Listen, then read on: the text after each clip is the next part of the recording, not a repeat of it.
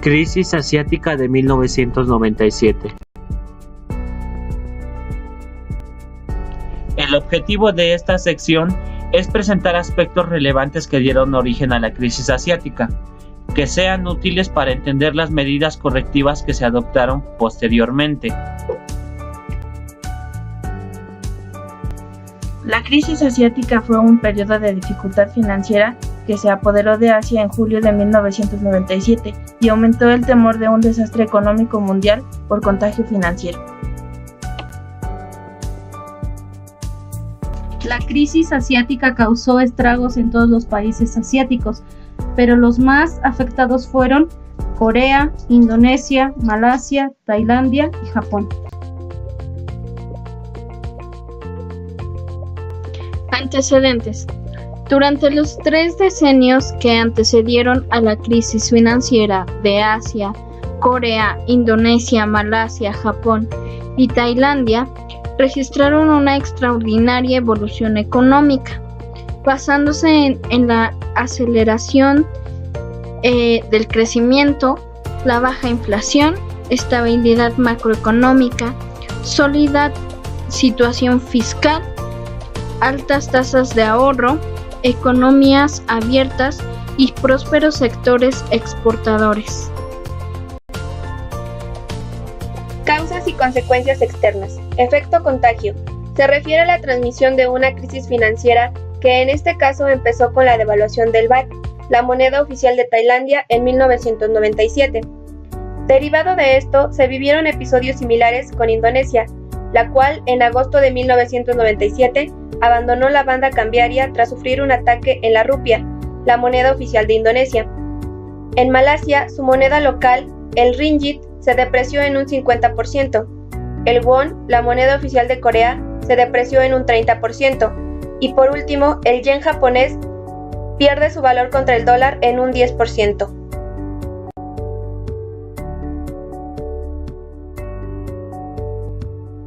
Endeudamiento externo. El endeudamiento externo de corto plazo es un problema para todos los países analizados, aunque para Japón y Malasia este problema se presenta en menor medida. Los agentes económicos no cubrieron sus posiciones ante posibles cambios. Además, la amortización acelerada de dicha deuda que exigieron los acreedores externos al inicio de la crisis generó problemas serios de liquidez en las empresas y en el sistema financiero. Términos de intercambio. En adición a los factores ya señalados, a partir de 1997, los países asiáticos citados también experimentan un deterioro en sus términos de intercambio. Corea sufre un deterioro de 20% en sus términos de intercambio. Los términos de intercambio de Indonesia tuvieron un fuerte declive ante la caída del 30% que se ha registrado en los precios del petróleo durante 1998. Durante 1997 a 1998, Malasia sufrió una baja en los precios de los productos electrónicos, una de sus principales exportaciones. Causas y consecuencias internas. Inestabilidad política. La inestabilidad política puede ser vista a la vez como causa y consecuencia de la crisis en Asia. Muchos de los choques políticos sucedieron poco tiempo después de que empezó la crisis, por lo que puede decidirse que crisis e inestabilidad política marchan de la mano y se alimentan mutuamente, generando entre sí un círculo vicioso. Burbujas en precios de activos.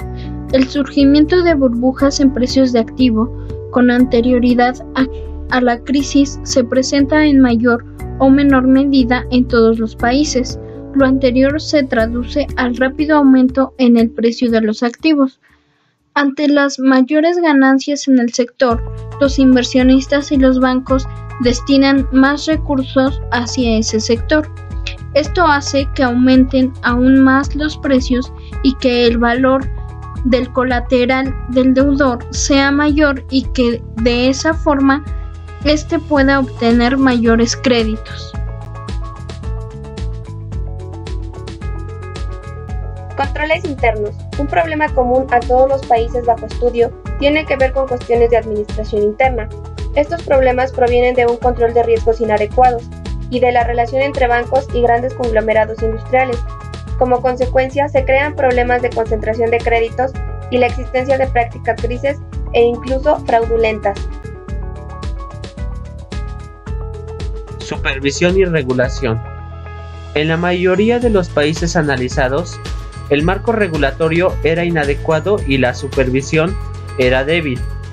Lo anterior permitió la concentración excesiva de créditos, la falta de transparencia y el continuo deterioro de los activos de los bancos. Un reflejo adicional de la insuficiencia regulatoria y de supervisión es el excesivo crecimiento crediticio que se observó antes de la crisis. Aquí se muestran datos macroeconómicos de los países más afectados de Asia, antes, durante y después de la crisis económica.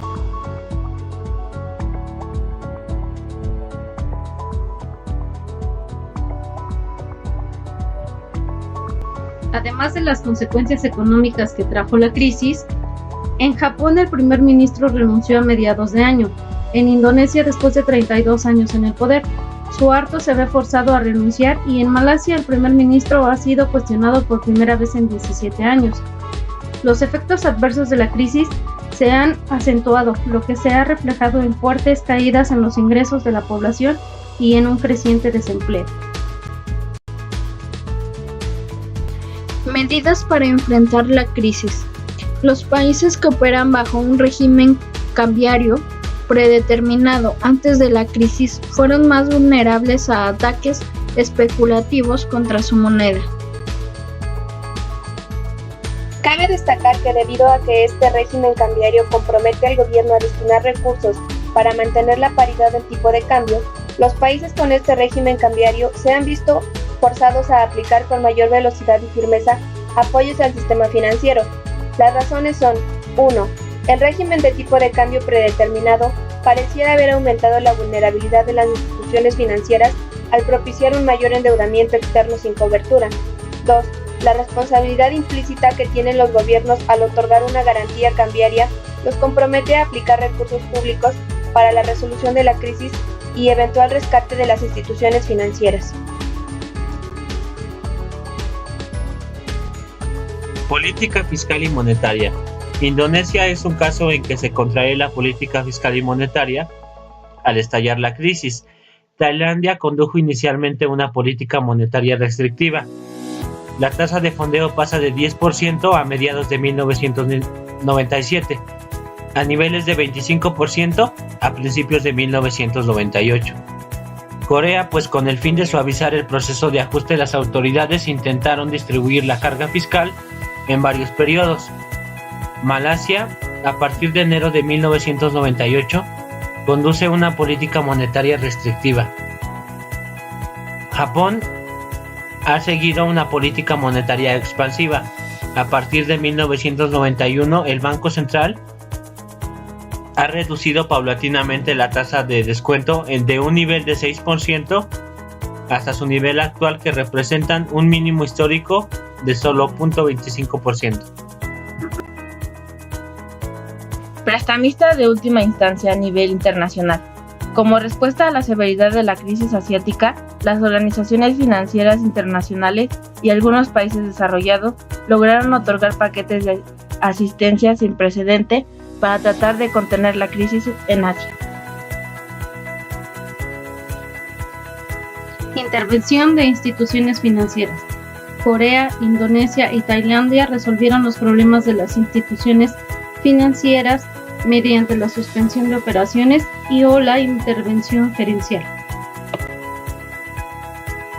Relajamiento de la regulación bancaria al estallar la crisis.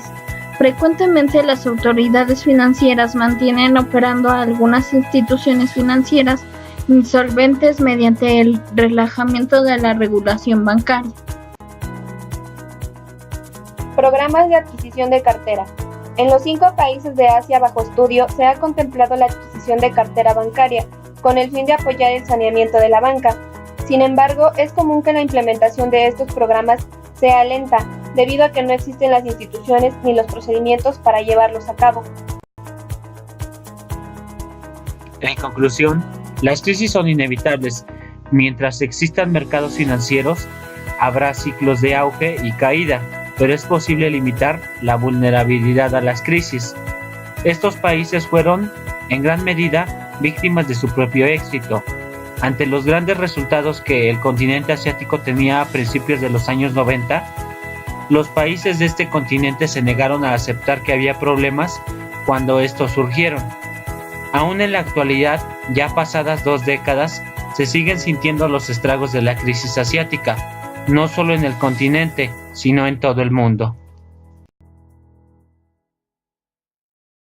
Audio Jungle.